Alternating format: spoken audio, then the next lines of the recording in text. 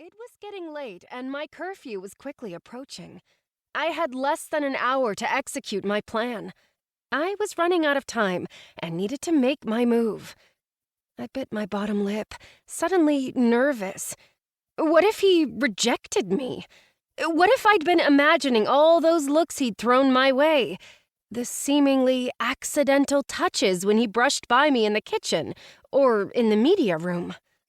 I took a deep breath, preparing myself. It was now or never. How about Hunter's Point? He slammed on the brakes so hard, my body jutted forward, the seatbelt scraping the side of my neck as his SUV skidded to a stop. His eyes flashed to mine, and I sucked in a breath. Hunter's Point was the makeout spot for kids at our high school. Asking him to take me there made my intentions perfectly clear. After a few intense seconds, he shook himself and looked away, easing his foot down on the gas pedal. He drove in silence for a moment before pulling off into an abandoned parking lot. Shifting into park, he gripped the steering wheel with both hands and stared out the window, his shoulders and jaw tense. Finally, he returned his gaze to me and shifted in his seat, angling his body toward mine. I unbuckled my seatbelt and leaned across the center console.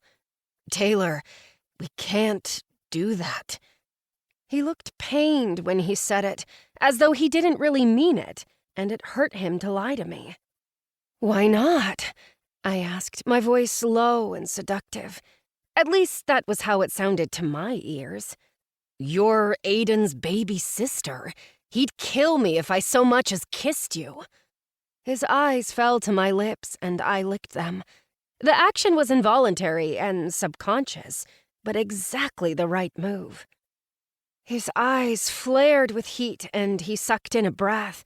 Before he could stop me, my mouth was on his. I kissed him, pressing my hands against his chest. His heartbeat skyrocketed under the hard planes of his pectoral muscles. And he kissed me back. I opened my mouth and his tongue slipped inside. He tasted like Gatorade and cinnamon gum and, oh, what a delicious taste it was. We lost ourselves in the moment, and I reveled in the feel of him, of the soft pressure of his lips against mine. Finally. Suddenly, his hands were on my shoulders, pushing me away. Our mouths broke apart, and he stared down at me, his breath coming in and out in rapid little bursts, like he'd run out of air. He turned from me and ran his fingers through his hair in frustration. "Damn it!" he cursed, slapping his hands against the steering wheel. "Don't do that again," he demanded without looking at me. "What?" I cried. How could he say that?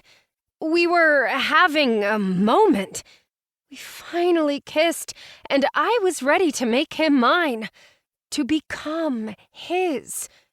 "I don't think of you like that," he declared and then winced. "What the hell?" "But," I began, fighting back tears. "You kissed me," I said, touching my fingers softly to my lips, trying to capture the feel of his kiss and commit it to memory. "No," he bit out. "You kissed me." Why was he so mad about it? He seemed to like it just fine a minute ago. Now he was acting like it was a mistake. He regretted kissing me. And there I was, preparing to offer up my virginity to the boy I'd been crushing on since 7th grade. My face flamed with mortification. He doesn't want me. He never wanted me. How could I be so stupid? "Take me home," I demanded with a sniffle.